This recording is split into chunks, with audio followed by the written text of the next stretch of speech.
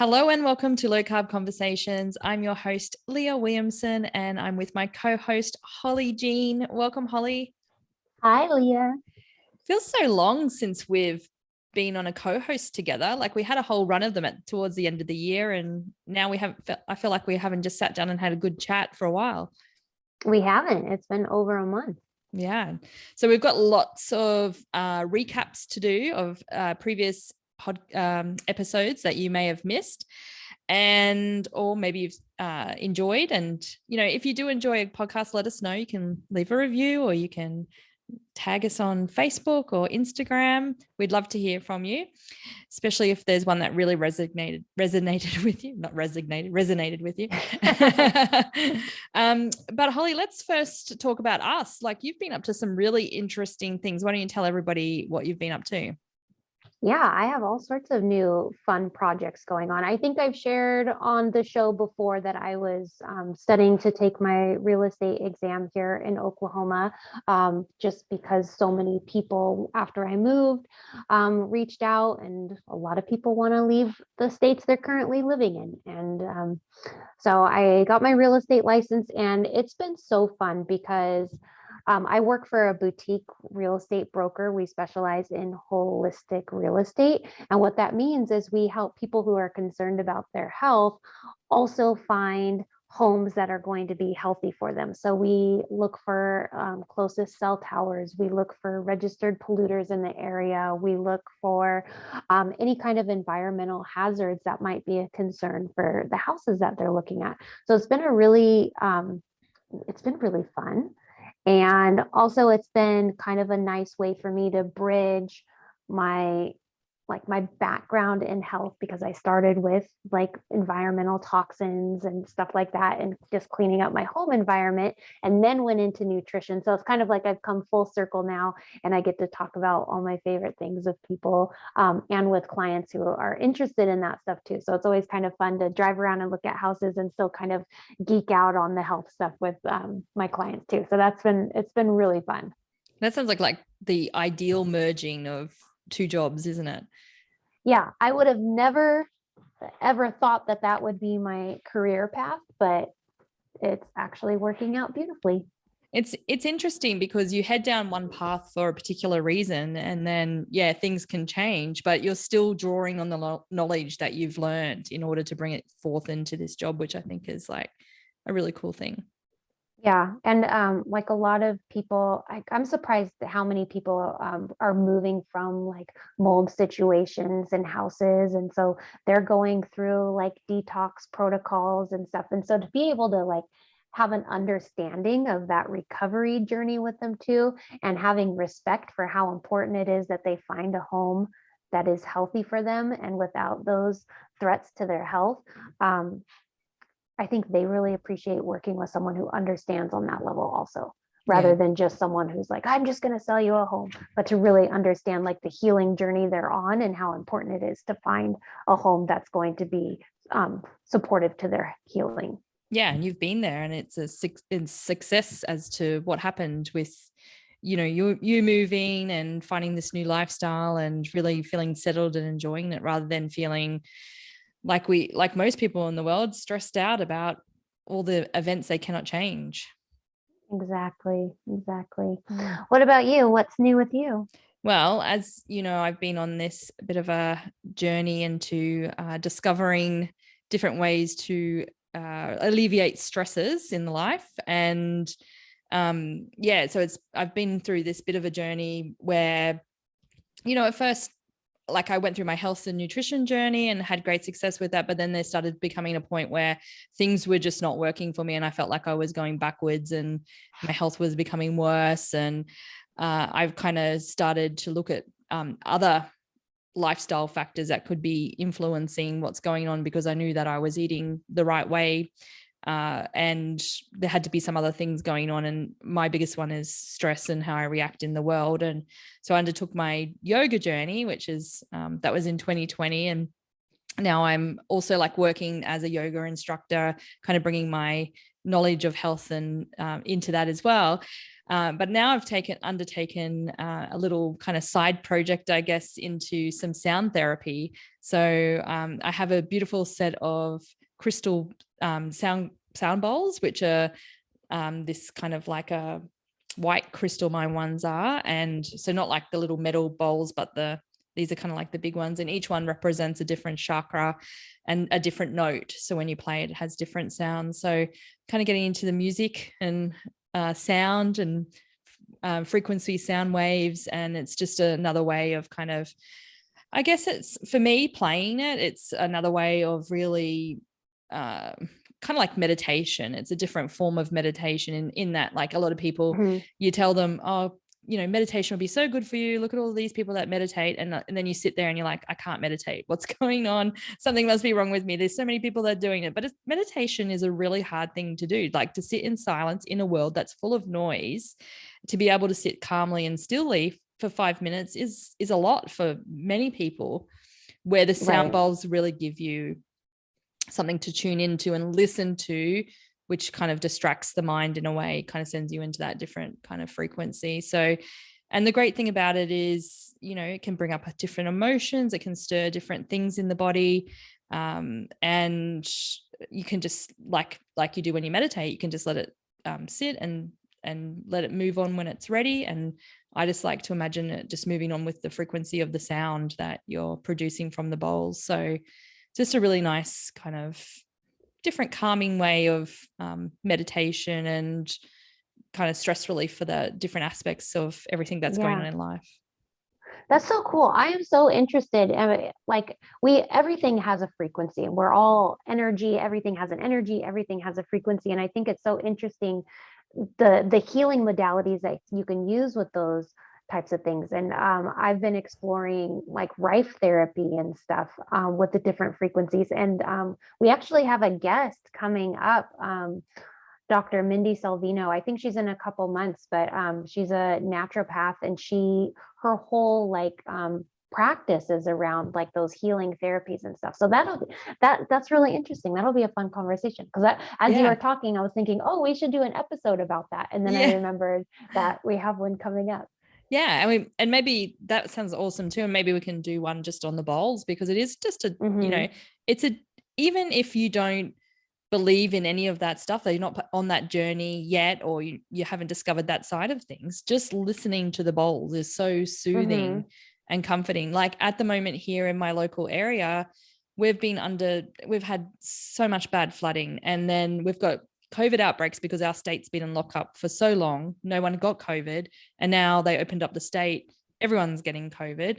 So people have this heightened, you know, awareness of stress at the moment. And then natural disasters are happening, and people are losing their homes. And thankfully I've been very, very, very fortunate where we are, and we're on a hill and everything's been fine. But just the devastation one suburb over and all around the area, and friends and people, and just everything that's going on, it's a lot. So, you know, everybody is feeling on edge, almost even to the point where as soon as a storm is coming, they're telling us to run down to the school and pick up our children.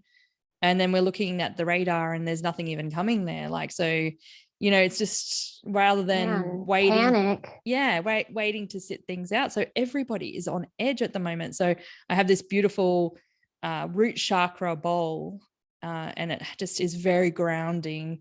And the last few weeks I've just been playing that bowl over and over. Every yoga class I'm going to, they're being treated to the root chakra bowl, just to try and help with, you know, some of these things that are happening in the world.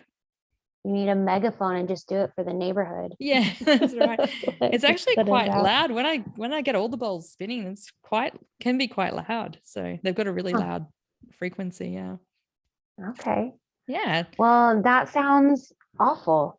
I'm sorry that you guys are going through all that.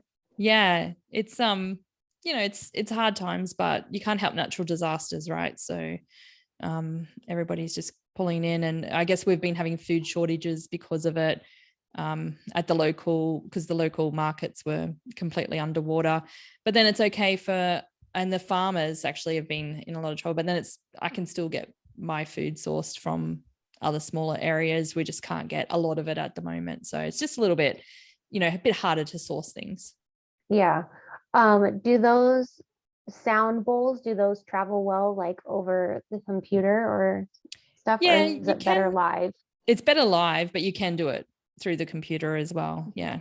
Maybe we can do like a special like Instagram live or something, a live meditation with sound bowls. Yeah, that sounds Are they great. bowls or balls? Bowls, like bowls. Bowls. Yeah, Okay, yeah. like bowls. Okay. Bowls. Yeah. Balls. Not bowels. Maybe that was my accent Nobody, coming through there. nobody watched the video replay of my gestures right now. All All right. right. Well, let's get on with the Yeah, show let's here. recap. Yeah, let's change subjects now. All right. So we're going right back to episode 463, where Holly, you interviewed Dr. Mindy Peltz. Sorry, I was going to say Mandy Piltz, but it's Mindy Peltz. Mindy Pelz, yes. And she is a rock star human. Oh my gosh. She is like the person to go to if you are female and if you have any questions about fasting or hormones, how to do any kind of diet. Really, she does speak a lot about like a keto type of or low carb high fat diet, but she's mostly focused on fasting and specifically fasting for women's hormones and women's health. And she just kind of took the show away. She dispelled a lot of myths around those topics, because as females we're told not to eat keto or low carb high fat and not to fast because of our hormones. But she kind of myth busts those and talks about ways that we can do it and ways that could actually be very beneficial for our health. So that is a good episode. Yeah, definitely go and check that one out. That's episode 463 with Dr. Mindy Peltz. And yeah, anything you need to know, women and fasting and all those kind of great things. So that's a good one to check out. So moving on to the next one, episode 464. Holly, I love this one. It's Kay and Jordan Clark. Holly's been following all these homesteaders and farming people because she's like moved to the country now. And she loves these guys on Instagram. Is it Portage View Farm? Is that what it's called? Yeah, I think it's Porterview Farm. Yeah, Porterview Farms, I think. And they're fun. She got hold of Kay and Jordan and started conversing with them, and she was like, we've got to get them on the show. So yeah, what were your favorite bits about this episode? I really like how they have this approach or philosophy about gardening, that it doesn't have to be complicated. Like, just start growing something and just start with the things you like. Don't overthink it. Yes, gardening can be completely scientific and complicated if you want it to be, or maybe after you've been doing it for a while, but really you can just start with like a window herb garden, or it doesn't matter how much space you have, but keeping it fun and not putting too much pressure around it, and understanding that it's all going to be a learning experience and you just need to start. And my favorite part about that episode was some article that we talked about, and it had like rating your level of like self-sufficiency or gardening, and we learned that Leah was I'm a homesteader. You're like a maximum level or something. Yeah, you're like total badass gardener. And the funniest thing is you didn't even know it. You're like, oh, yeah. I do that. Yeah, I do that. I know, it was crazy. I was like, oh yeah, but it actually, I should say, not myself personally, my husband is the one that does a lot of those things, and I just take advantage of that. So okay, but yeah, right. Well, I was just going to say, I'm very proud to report that our big project this weekend is getting the chicken coop, and I will be having chickens. Finally, I've waited a year. It's happening. The whole reason we moved to the country. Oh, that's finally exciting. So and my mom is doing my garden planning with me. So I will have all sorts of garden and chicken updates coming this spring. Well, that sounds very exciting. Inspired by Jay and Gordon. Kay and Jordan. Kay and Jordan. We're always getting our words mixed around today. So that's a really fun episode 464. Kay and Jordan Clark. All right, moving on to 465. We then interviewed Dr. Philip Ovadia from Ovadia Heart Health. Is that, well, that's correct, I think, who is a heart surgeon. And he's on a mission to get people off his operating table. So he knows he had a journey where he discovered that his health needed to be helped, and he discovered keto and the benefits of that, and did a lot of research and a lot of work into that, and now wants to promote that. Yeah, people don't even need to come and see him for surgery. You can actually start that right back at the beginning by the food that you're eating. Yep. Great episode there. Yeah. And he also did a lot of myth busting around heart health and cholesterol and the food pyramid and what doctors learn in medical school about nutrition. So we cover a lot in that episode. It was really good. Yeah, he was awesome. All right, episode 466, Amanda Nybert. She talked to us a lot about why diets fail and some great methods on, what to look at when you are undertaking a diet. There was some good tips in there, wasn't there? So yeah. Very practical tips too, and like lots of one-liner nuggets where you just go, aha. Yeah.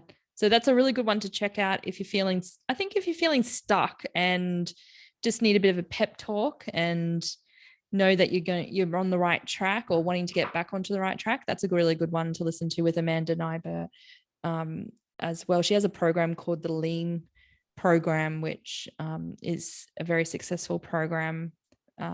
So yeah, you can check that out. And then episode 467, there's so many to get through. Brian O'Halloran, he is the ketogenic pharmacist. That is the one that is the latest episode out. He was so great to talk to. You found him on Instagram too, didn't you, Holly? Yeah. He's been making his way through the little keto low carb circle. And I think this was such a good conversation. And unlike other conversations we've had where he got to clear up like what exactly the role is of a pharmacist. It's not just someone that gets a prescription and hands it out, but he talks about he is the last line between the doctor and the patient. So he has a lot of responsibility on his shoulders to make sure that there's not any contraindications with any other medications someone might be taking.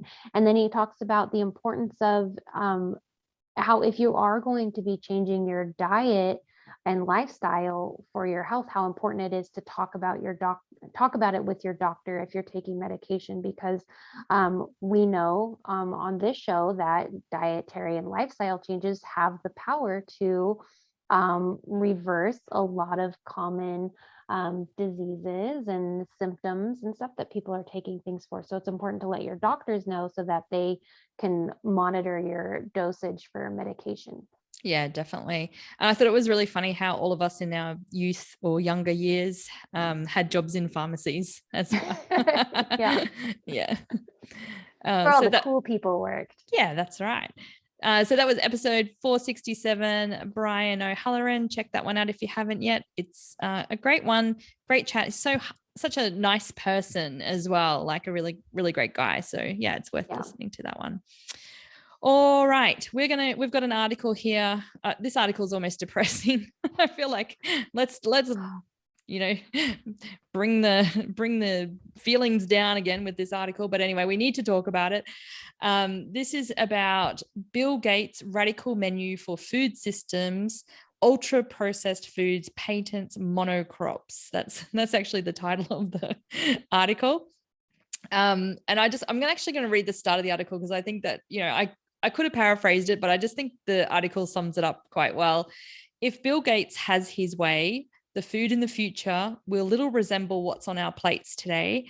Gates and his agribusiness industry partners are proposing to transform our food and how it is produced.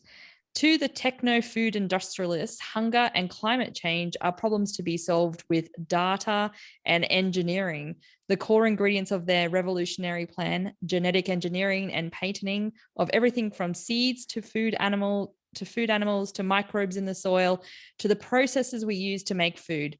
Local food cultures and traditional diets could fade away from us as food production moves indoors to labs that cultivate fake meat and ultra processed foods. Gates says rich countries should entirely shift to synthetic beef, and he has the intellectual rights to sell them. That's just so heavy.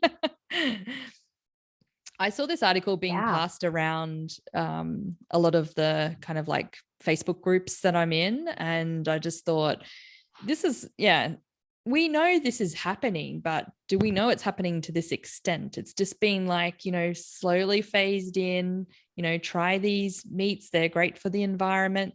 We've been talking about, these, and I say these meats meaning, processed meat that's not even real meat, like the Impossible burgers and things like that. And we've talked about this on the podcast quite a few times, the problems with these types of fake meats, plant-based meats, which aren't really plant-based, they're genetically engineered, and the problems caused with those. So, and then, but do we realize that to the extent that we're going to be losing cultural traditions and diets that are already, a lot of them are being kind of replaced with ultra processed foods, what effect is that going to have on our culture as us as human beings? So I thought, Holly, I'd open up with that statement question. Yeah.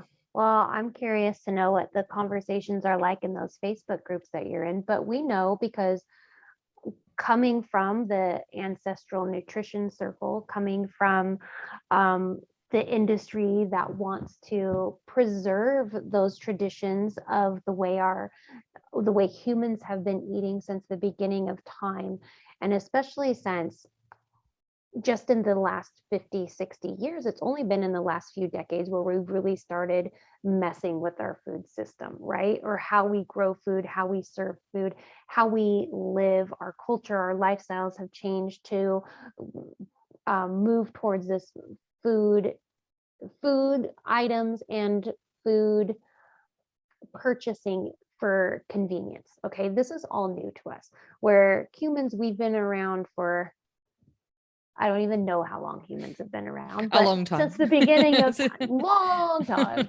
long time. And so who are we to think that now, oh, we know how humans need to eat? Like, I just see this as like a giant disaster waiting to happen. If anything, from our trajectory of disease just in the last few decades, since we've started monkeying with all this stuff, like this should be a huge red flag,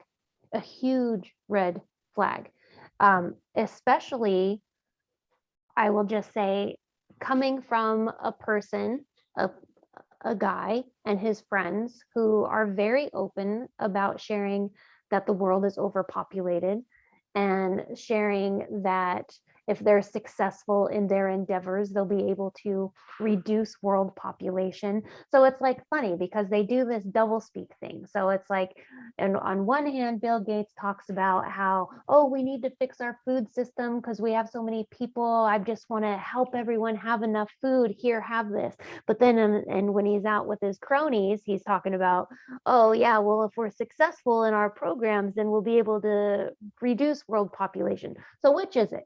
Which is it, guy? Are you trying to help us or are you trying to kill us? Either way, I don't want to eat anything you are making.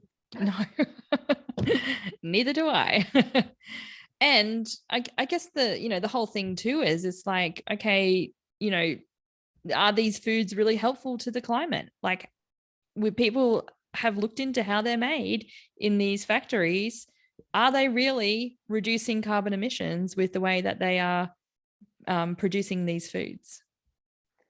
Well,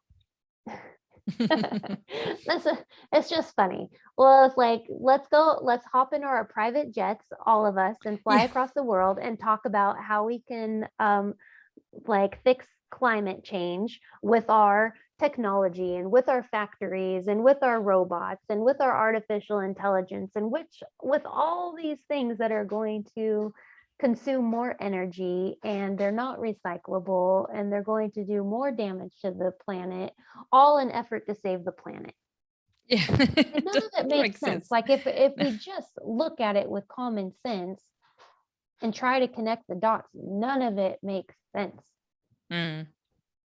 Yeah, it does not make sense at all. And of course, the people that are on board with him are all wanting to get a piece of the money. So really, he's just one global corporation influencing all the other global corporations. And soon the farmer, the little man, will be the one that's suffering because everything's going to be made in a factory. Yeah. The kids and I watched The Matrix over this past weekend.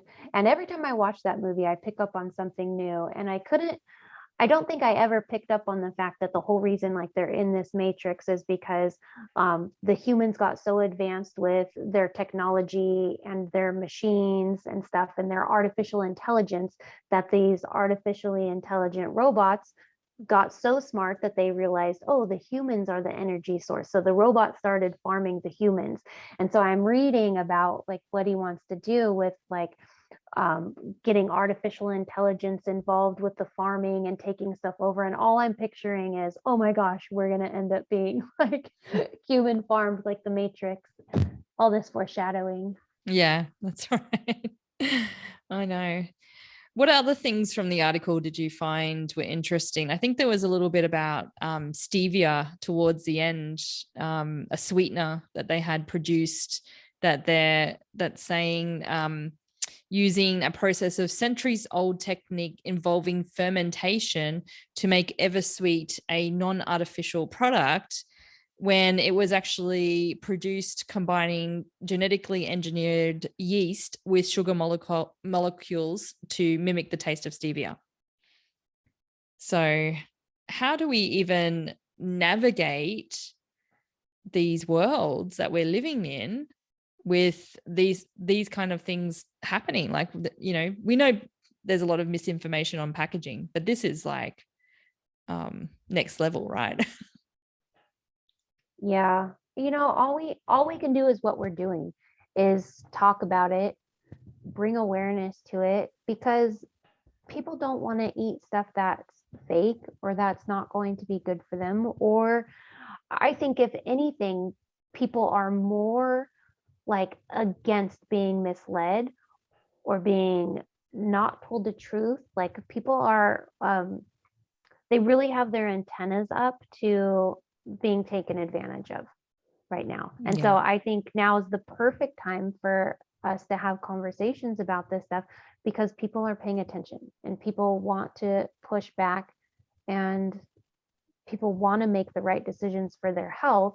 And I don't know too many people that think all this fake stuff is going to be good for their health.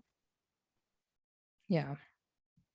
But then on the other hand, when it's forcing our hand, you know, they're making it so much of it and producing so much of it that this is going to be the only things we're going to be able to consume. That's going to make life a lot difficult because there's a lot of money behind all of this.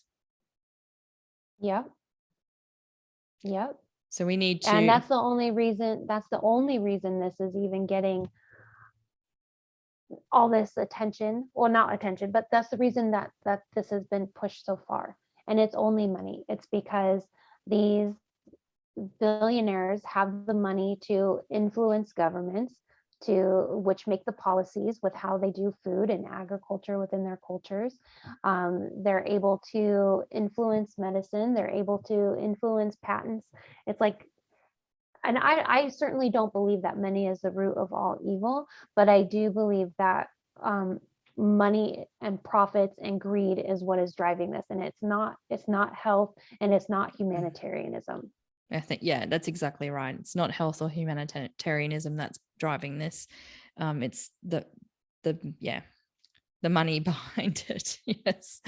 Yeah, that's for sure. So Yeah. I guess, you know, and it's going back to what can people do? Like, let's not buy these foods. Let's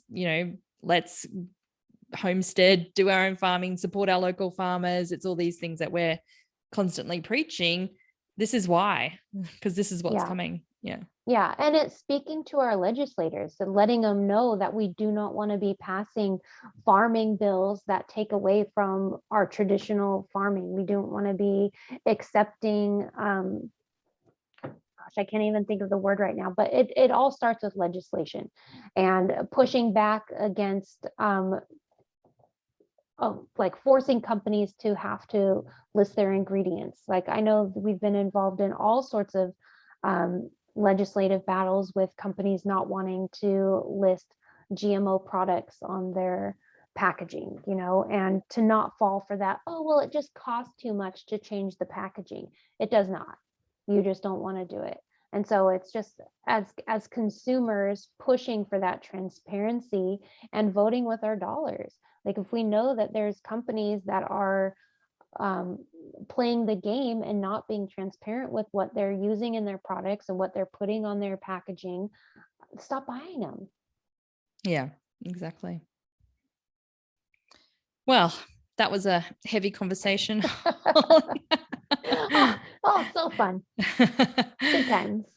It was, but yes, something worth definitely looking into. We'll link that article up into the show notes so you can have a look at it yourself and, formulate your own thoughts around what's going on here with Bill Gates. And, I never usually say outwardly about health people in the industry about their looks because you don't know what journey people are on. But if Bill Gates is eating synthetic beef all the time, he's not a very healthy looking person, is all I can say. His skin color is gray, so that's got to be some proof in the pudding or the beef. In the GMO pudding. Yeah, and we don't know in the Beyond Beef.